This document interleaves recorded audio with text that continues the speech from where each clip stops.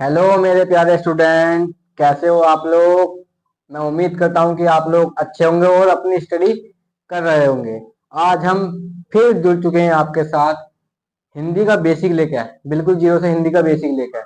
और मैं जो आपको हिंदी करवाने वाला हूँ वो बिल्कुल जीरो से है, जीरो से लास्ट तक करवाऊंगा।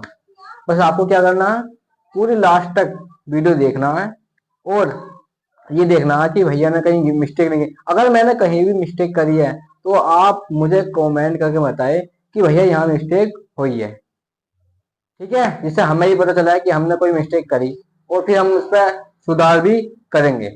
तो चलिए वीडियो को शुरू करते हैं। तो आज मैं छोटा मोटा टॉपिक लिया हिंदी का जीरो से बिल्कुल बेसिक। उसका नाम है बड़ विचार। बड़ क्या होता है, कितने होते हैं, बड़माला क्या होता है, हम बिल्कुल जीरो से पढ़ने वाले हैं हिंदी। तो बने रहिए हमारे साथ माँ सरस्वती हिंदी शिक्षा केंद्र में, ठीक है। तो चलिए स्टार्ट करते हैं वीडियो को। तो सबसे पहले बात करते हैं हम किसकी, तो बड़।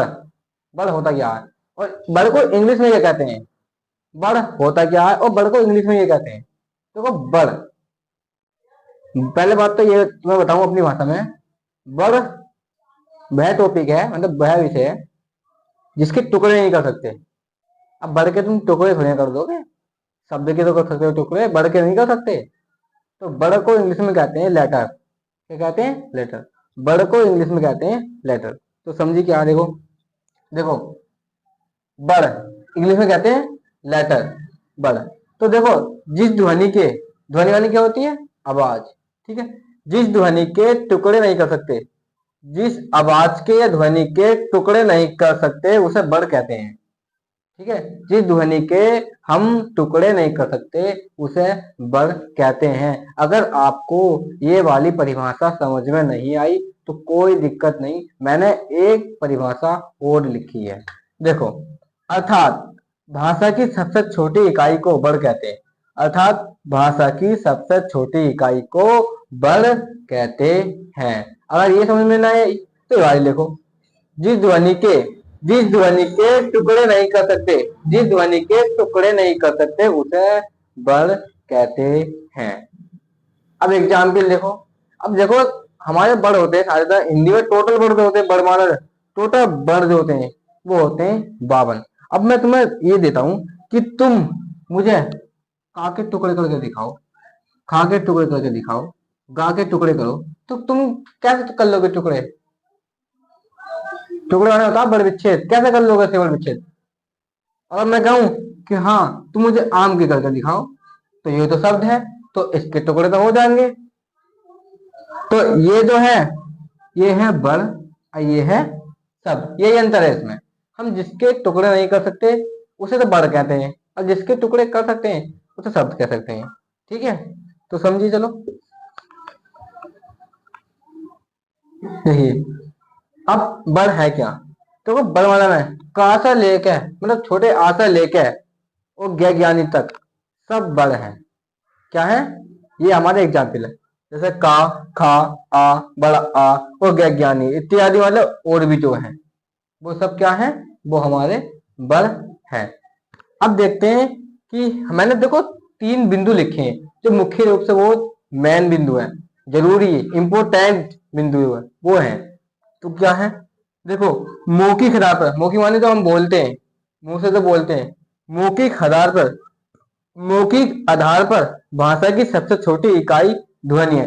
मैंने ध्वनि इस हमारे काले मार्कर से लिखी है क्योंकि आपको दिखा है, ठीक है। देखो मौखिक आधार पर मतलब बोलने के आधार पर भाषा की सबसे छोटी इकाई क्या है, वो ध्वनि है। बोलने के आधार पर सबसे भाषा की सबसे छोटी इकाई क्या है, ध्वनि, ठीक है। मुख्य बिंदु है। अब दूसरा बिंदु ये है अर्थ के आधार पर, मतलब अर्थ जिसे मीनिंग कहते हैं इंग्लिश में।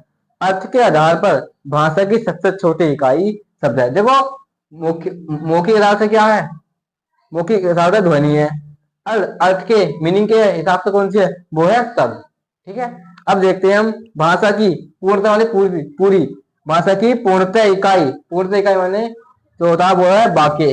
वाक्य को इंग्लिश में कहते हैं सेंटेंस, ठीक है।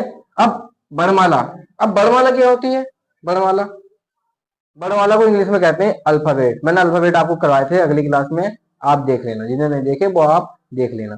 तो अब बड़माला क्या होती है, हम इसे कहते हैं इंग्लिश में अल्फाबेट। अल्फाबेट कितने होते हैं, इंग्लिश में बताया 26 होते हैं, लेकिन हिंदी में 26 नहीं होते। तो हिंदी में होते हैं, वो होते हैं 52। ठीक है, तो देखो वर्णों या ध्वनियों के, वर्णों ध्वनि माने आवाज, वर्णों या ध्वनियों के क्रमबद्ध, क्रमबद्ध माने क्रम से, समूह को वर्णमाला कहते हैं। ठीक है, वर्णों या ध्वनियों के, वर्णों या ध्वनियों के क्रमबद्ध समूह को वर्णमाला कहते हैं। क्या कहते हैं, वर्णों या ध्वनियों के क्रमबद्ध समूह को वर्णमाला कहते हैं। क्रम माने, क्रमबद्ध माने तो क्रम से आते हैं। ठीक है, अब जो हमारी हिंदी में वर्णमालाओं की संख्या होती है, मैंने अभी बताया था, वो होती है 52, मतलब 52। ठीक है, और जो इंग्लिश में अल्फाबेट होते हैं उनकी संख्या कितनी होती है, उनकी होती है 26, जिन्हें हम अपनी भाषा में साउंड माने आवाज भी कहते हैं। साउंड होते हैं इंग्लिश में, वो होते हैं हमारे 26। तो चलिए अब हम देखते हैं थोड़ा सा आगे को। नेक्स्ट अब हम देखेंगे कि वर्ड कितने भागों में बांटा गया है और कैसे कैसे इसका सोल्यूशन है। ठीक है, तो अब देखते हैं कि वर्ड, देखो वैसे तो वर्ड को दो भागों में बांटा गया है। दो ही भाग बहुत ऐसे कठिन होते हैं, बहुत बहुत लंबा टॉपिक है ये। ठीक है, तो देखो ये वर्ड दो है, वर्ड इसे दो भागों में बांटा गया है। पहला स्वर और दूसरा व्यंजन। पहला कौन सा, स्वर और दूसरा व्यंजन।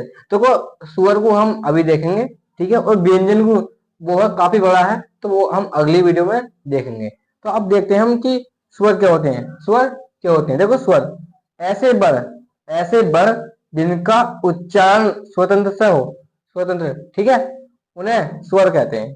ठीक है, ऐसे वर्ड जिनका उच्चारण स्वतंत्र से हो उन्हें स्वर कहते हैं। ठीक है, हिंदी में केवल 11 स्वर है, हिंदी में केवल 11 स्वर है। ठीक है, तो हिंदी में केवल 11 स्वर है। कौन कौन से, छोटा आ, बड़ा आ, छोटी ई, बड़ी, छोटा ऊ, बड़ा ऊ, और ऋषि, छोटा ए, बड़ा ए, और छोटा ओ, बड़ा ओ।